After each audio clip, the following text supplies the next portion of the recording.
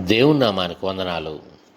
Doctor Teresa Paul గారు వ్రాసిన శాశ్వత సత్యము పుస్తకం నుండి మీరు వింటూ ఉన్నారు.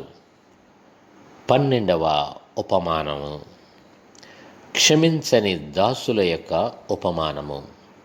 మత్తయి సువార్త 18వ అధ్యాయం 21 నుండి 35వ వచనం వరకు. ఆ సమయమున పేతురు ఆయన యొద్దకు వచ్చి, ప్రభువా, నా సహోదరుడు నా ఎడల తప్పిదము చేసిన ఎడల నేనెన్ని మారులు అతని క్షమింపవలెను? 7 మారుల మట్టుకా అని అడిగెను. అందుకు యేసు అతనితో ఇట్లనెను, 7 మారుల మట్టుకే కాదు, 70 ఏళ్ల మారుల మట్టుకని నీతో చెప్పుచున్నాను.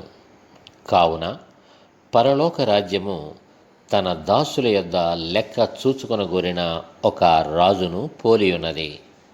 అతడు లెక్క చూచుకొన మొదలు పెట్టినప్పుడు అతనికి 10,000 తలాంతులు అచ్చి ఉన్న ఒకడు అతని యొద్దకు తేబడెను.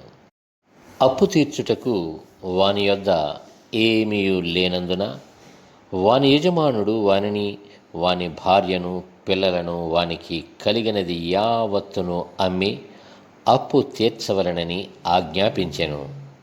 కాబట్టి ఆ దాసుడు అతని ఎదుట సాగిలపడి మ్రొక్కి, నా ఎడల ఓర్చుకొనుము, నీకు అంతయు చెల్లింతునని చెప్పగా, ఆ దాసుని యజమానుడు కనికరపడి వానిని విడిచిపెట్టి వాని అప్పు క్షమించెను.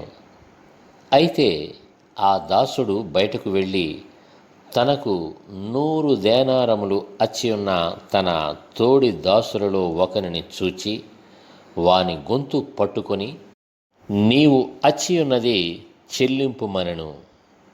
అందుకు వాని తోడి దాసుడు సాగిలపడి, నా ఎడల ఓర్చుకొనుము, నీకు చెల్లించెదనని వానిని వేడుకొనెను.